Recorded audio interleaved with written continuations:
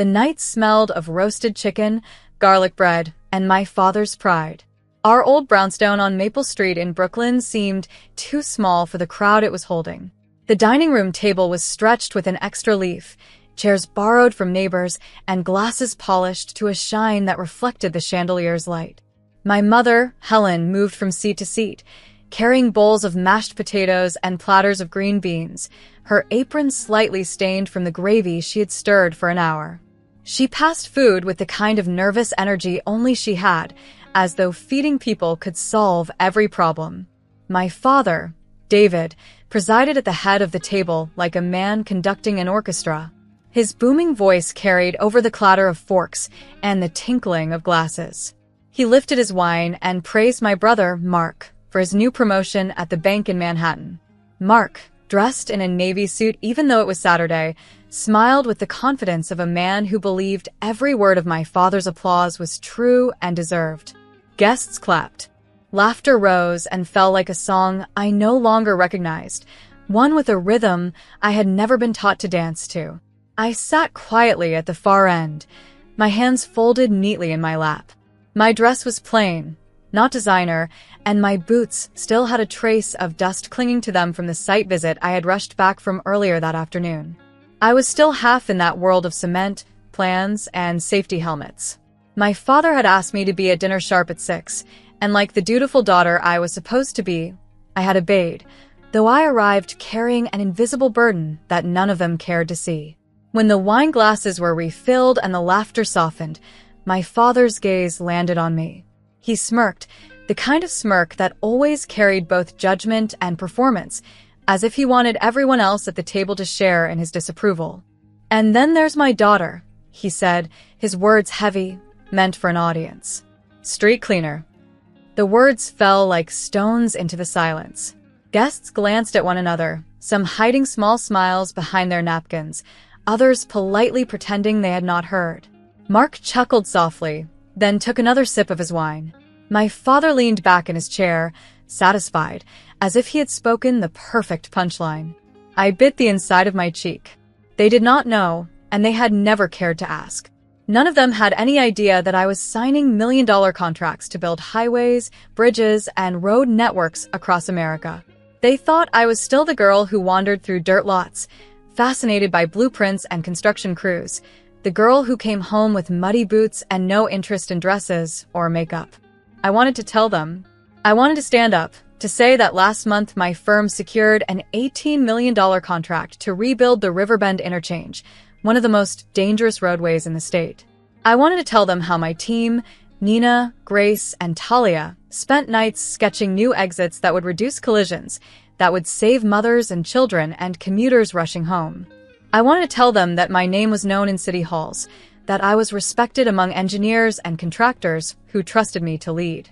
But when I opened my mouth, my father slammed the door on my words. "Shut up," he snapped, his voice so sharp that even the clink of forks stopped. "You didn't do anything for your parents." The room froze. Ants shifted uncomfortably in their chairs. An old neighbor, Mrs. Porter, looked down at her plate as though her peas were suddenly fascinating. Mark kept smirking, enjoying the weight of my father's approval. My mother fussed with the serving spoon, her hands trembling, but she said nothing. She never did. Heat rose in my chest, but I refused to give them the satisfaction of seeing me break. Slowly, deliberately, I folded my napkin and placed it on the table. I stood. Every movement felt heavy, like walking through water. I pushed my chair back, its legs scraping against the hardwood floor, the sound almost deafening in the silence. No one stopped me. I walked past the framed school photos on the hallway wall, past the dent in the doorframe where Mark had once slammed the door during an argument years ago. Each step reminded me of the house that had never truly been a home for me, only a place where I had learned to stay small. When I reached the front door, I felt every pair of eyes still fixed on my back, waiting, perhaps, for me to apologize or laugh along as if it were all a harmless joke. But I didn't. I pulled the door open and stepped outside. The autumn air in New York was cool and sharp. The city hummed beyond the block, buses rumbling, cars honking, voices blending in the night. Somewhere, Late trains screeched along metal rails. I breathed it all in, and for the first time that evening, I felt alive. As I walked away from the house, I thought of the roads I had built, the bridges that bore weight every day because of my calculations and leadership. I thought of the workers who trusted me, the families who drove more safely because of my decisions. My father's words tried to cling to me, but they slid off, powerless against the truth of what I had done. That night, under the glow of streetlights, I made myself a silent promise. I would not let them define me. I would not keep explaining myself to people who never wanted to listen. If they could not see my worth, then I would make sure they never saw me again. I turned the corner, leaving behind the noise of the dinner, the house heavy with pride for one child and disdain for the other. Ahead of me, the city stretched wide and endless, full of strangers who did not know me but who would drive on the roads I built. That was enough. And as the night carried me farther away, I realized that sometimes silence is not weakness, it is power.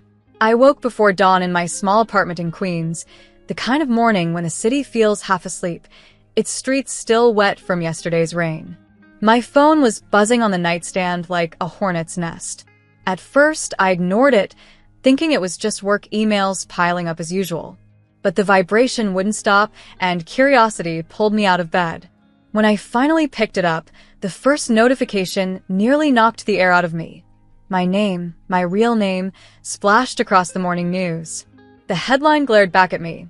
Steel Road's CEO revealed, Brooklyn woman behind billion-dollar projects. I sank onto the edge of my bed, staring at the screen. A reporter on live TV spoke my story as if it belonged to her. They showed pictures of me in a hard hat at a site in Chicago, laughing with a crew of men and women in neon vests.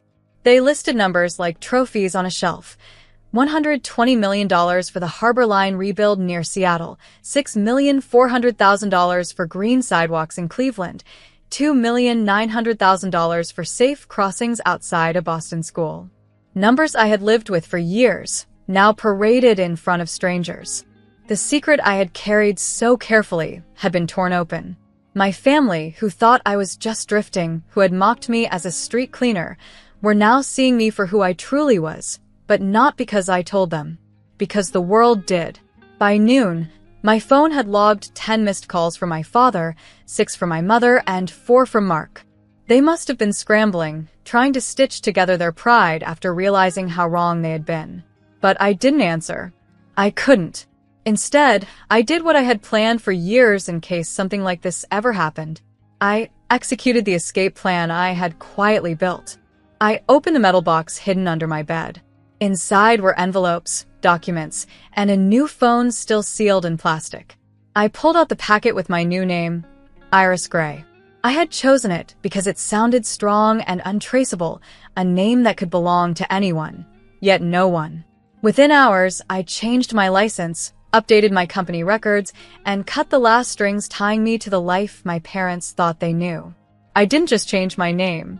I changed my geography. Within a week, I packed everything that mattered into 2 suitcases and boarded a plane to Chicago. Queens faded into memory as the skyline of a new city rose before me. In Chicago, I found a quiet block on the west side, lined with brick houses and maple trees that burned gold in autumn. One particular 2-bedroom brick home caught my eye. It was modest, with a front porch that seemed to invite sunlight in the afternoon. I bought it for $480,000 in cash through the company, no mortgage, no trail. The transaction was clean, silent. The house was mine, and with it came a sense of invisibility. I hired a painter named Lucas, a kind man who had worked odd jobs his whole life, to cover the walls in warm white. I paid him $3,200 and told him to take his time. He finished in 3 days and thanked me as though I had saved him. I suppose, in a way, I had. I was learning that sometimes money wasn't just power, it was freedom for others, too. Once the house was mine, I turned to my team. Steel Roads was more than a company. It was a family of builders, women, and men who had believed in me when others didn't. I couldn't risk their safety, not with all the attention on me. I moved the projects under new codes, shifted contracts into fresh entities, and made sure my name was scrubbed from the surface. But I didn't leave them empty-handed. I wired bonuses. $15,000 to Nina, $12,000 to Grace, $10,000 to Talia. Each transfer came with a handwritten note. Keep building. Keep it human. They were more than colleagues. They were the only people who understood why I fought for safer roads and cleaner designs. And even if I vanished, I wanted them to carry the torch. When the dust of moving settled, I found myself alone in my new house, surrounded by walls that smelled faintly of fresh paint. I cooked simple meals in the small kitchen, pasta with olive oil, scrambled eggs, and toast with butter. I didn't bother with the table yet. Instead, I ate on the floor with my back against the wall, watching the sunlight fade through the windows. For the first time in years, the quiet didn't feel empty. It felt kind. Still, the calls didn't stop. My parents left voicemails, voices filled with confusion, maybe even shame. My father's tone was clipped, almost desperate, though he tried to mask it with formality. My mother's messages were softer, like she had finally remembered I was her daughter. Mark's words were short, full of awkward pauses, as though he didn't know whether to scold me or beg for a connection. But I stayed silent. They had silenced me once, cut me off in front of guests, dismissed my worth with a laugh. Now it was my turn to be quiet. Quiet, but powerful. At night, I would sit on the porch with a blanket draped over my shoulders and listen to the city around me. Chicago was different from New York, slower in some ways, harsher in others. I could hear the whistle of trains in the distance, the faint hum of cars passing on nearby streets. It was a city that carried stories in its bricks and steel, and I wanted mine to disappear into its rhythm. The news still tried to chase me. Reporters speculated about my next move, about how a young woman could hide so effectively. Some called me a genius. Others painted me as cold, secretive. They didn't understand that I wasn't hiding out of fear. I was hiding because love had never been given freely in my family. It had always been conditional, measured against Mark's accomplishments, tied to money and appearances. Now I had money. More than enough. What I didn't have, and what I no longer needed, was their approval. In the evenings, I would open my laptop and review the contracts under new aliases, ensuring every detail was still in motion. Bridges in Denver, sidewalks in Cleveland, safety corridors in Boston. Each project was still alive, still breathing. My work didn't end because my identity changed. It only grew stronger. Some nights, though, the weight of everything pressed on me. I would lie in bed and wonder if they ever truly loved me, or if love had always been tangled in expectation. I thought of the dinner table, of my father's voice cutting me down. I thought of the guests' laughter. And then I thought of the roads I had built, the millions of people who drove safely because of my decisions. That was my proof of worth. That was my answer to them. As autumn deepened and the leaves fell onto my new porch, I began to see myself differently. I was no longer just the girl from Brooklyn who had something to prove. I was Iris Gray now, and I was free. The morning after I became Iris Gray, America woke to the sight of my parents on national television. I hadn't planned to watch, but curiosity has a way of creeping into quiet rooms. I brewed a pot of coffee, sat on the new couch in my Chicago house, and flipped the channel to the morning show.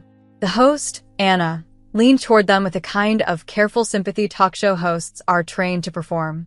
My mother, Helen, sat stiffly in her chair, her hands folded on her lap. I could see the tremble in her fingers, even from the television screen.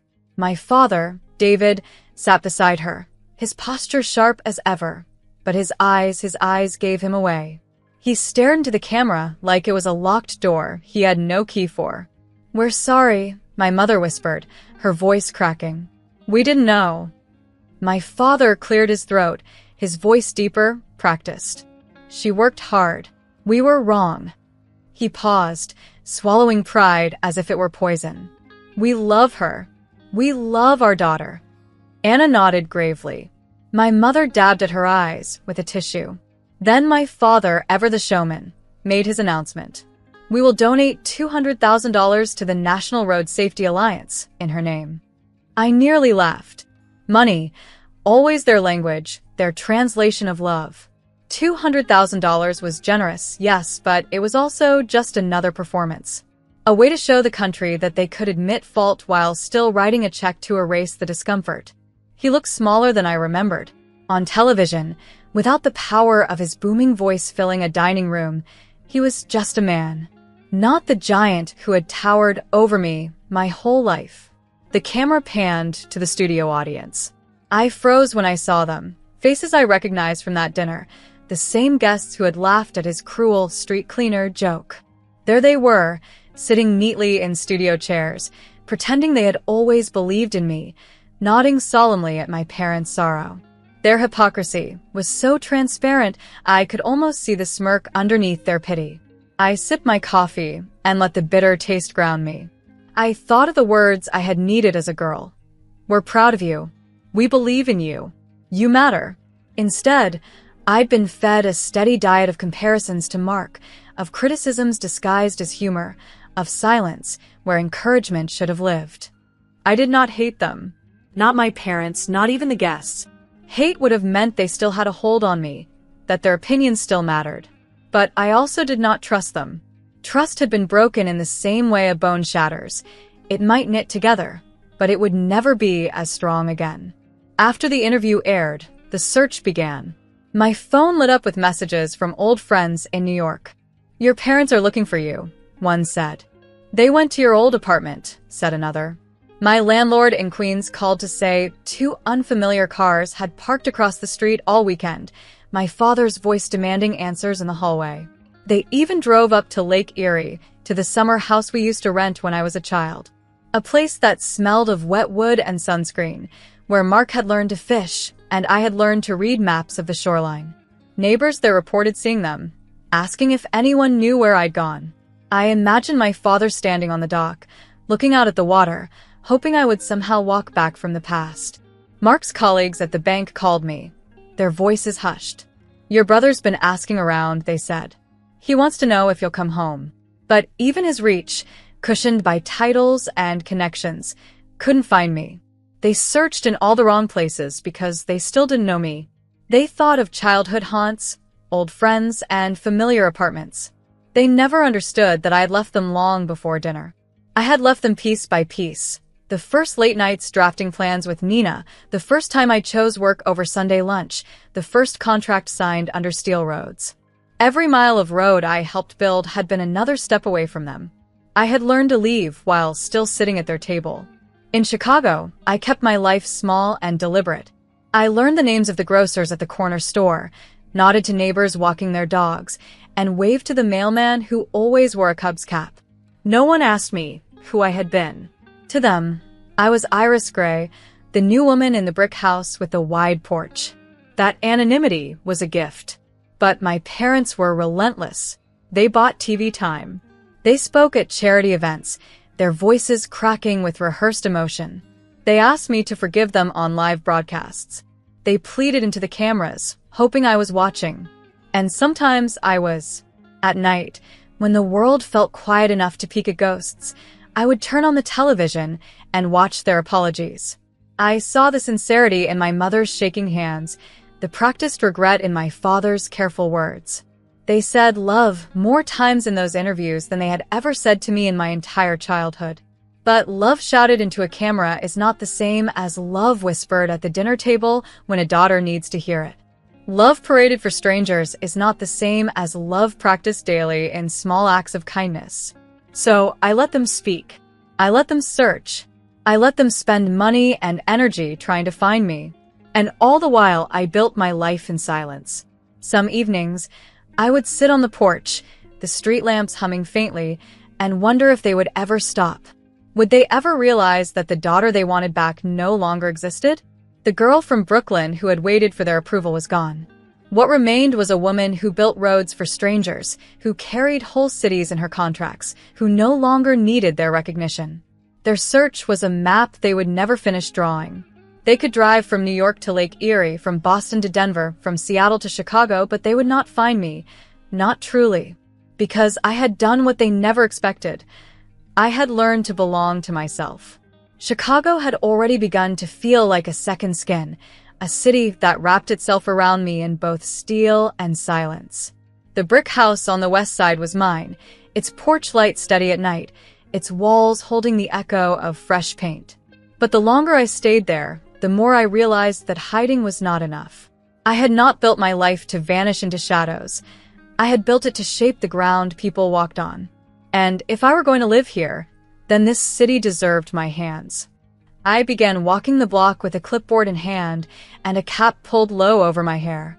To the neighbors, I looked like just another woman with notes and errands. But I was watching, measuring, studying the flow of life on the streets around me. At the corner of Maple and 3rd, I met Eva, a woman in her 60s who used a wheelchair. She told me she hadn't crossed that intersection in 2 years because the curb was too high and the ramp was cracked. "I just don't go out much anymore," she admitted, her voice small but steady. A few blocks down, I stood with Olivia, a teacher who shepherded her class of second graders across an unmarked intersection every afternoon. "One of these days," she said, gripping her whistle, "a car won't stop in time. I pray every morning before I bring them out here." I could see the fear in her eyes, the weight of 30 children in her care pressing against her shoulders. At the bakery on the corner, I met Miguel, a man who rose at 3 every morning to bake bread. His deliveries were supposed to be quick, but trucks clogged his street, idling in front of his door, costing him $500 a week in lost business. He shrugged, trying to hide the frustration, but I heard the exhaustion in his sigh. Their stories pieced together like a puzzle. A street too dangerous here, a curb too high there, traffic that bled into daily life. I knew the language of these problems. They weren't just inconveniences, they were cracks in the foundation of trust between people and the city they lived in. So I drafted a plan. My clipboard is filled with sketches, arrows, and numbers. New ramps for Eva. Raised crosswalks for Olivia's children. A small roundabout to slow reckless drivers. Street trees to shade the sidewalks. A bike lane that actually connected instead of ending abruptly in the middle of nowhere. I priced it out. $1,300,000. I called old allies in the city, people who had trusted me before steel roads had a name, and asked them if Chicago was ready for something new. They hesitated at first, but when I offered to cover $300,000 myself if they met me halfway, the hesitation faded. A week later, I wrote the check. I signed it Iris Gray. The first morning of construction, I arrived before sunrise. The air was cool, the kind that wakes you up more than coffee ever could. The crew gathered, women and men together, hard hats tilted, steaming cups of cheap diner coffee in their hands. They laughed as they measured the curb, chalk lines stretching like promises across the asphalt. A girl named Maya, no older than 22, handed me a marker. "Sign the first barrel," she said. I hesitated, then scrawled across the bright orange plastic. "For anyone who is told to be quiet." As the sun rose, golden light spilled over the machines and the workers' faces.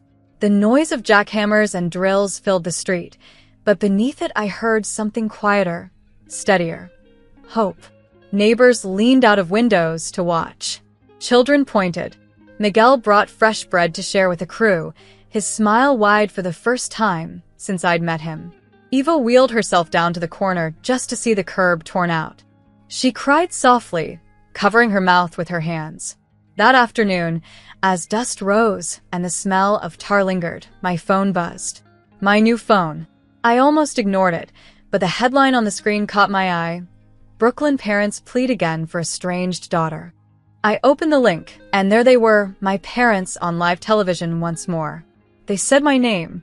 They said they loved me. They apologized again, their voices breaking, their eyes wet. They spoke into the camera, hoping I would look back. And I did for a moment, but then I turned the volume down. I wasn't ready to give them that piece of me again. Instead, I stepped onto the new crosswalk, the white paint still bright against the dark road. A small truck slowed as it rolled across, the driver tipping his hat toward me. Children waved as they skipped along the sidewalk. Neighbors nodded to one another, strangers bound together by something as simple as a safer corner. In that moment, I understood myself clearly. I am not a street cleaner. I am a builder. I build what families actually need: safe ways home, lights that work, corners that forgive mistakes. I build communities, not reputations. I do it with teams who are paid well, credited by name, and respected for their work. I do it with numbers, with lines, with care. If my parents love money more than their daughter, then money can keep them company. I will keep my company: the roads, the bridges, the sidewalks, the lives quietly protected every time someone gets home safely. At night, when construction paused and the street grew still again, I sat on my porch. The porch light threw a soft circle on the steps, moths dancing in the glow. I drank water from a tall glass and listened to the hum of the city settling into rest. The street outside was different now, no longer a danger, but a place that breathed safety into the air. I thought of the girl I used to be, the one who sat at the family dinner table in Brooklyn, small under her father's voice. She had walked out of that house believing she might never be enough. But here I was, in a city far from theirs, proving with every crosswalk and ramp that she had been enough all along. Somewhere in America, I knew another dinner was happening. Another father was praising a son while overlooking a daughter. Another girl was being told she was small. But one day, she would step outside, too. She would breathe deeply, choose her own road, and walk it with strength, and when she did, the city would make room. The city would slow down. The city would hear her voice.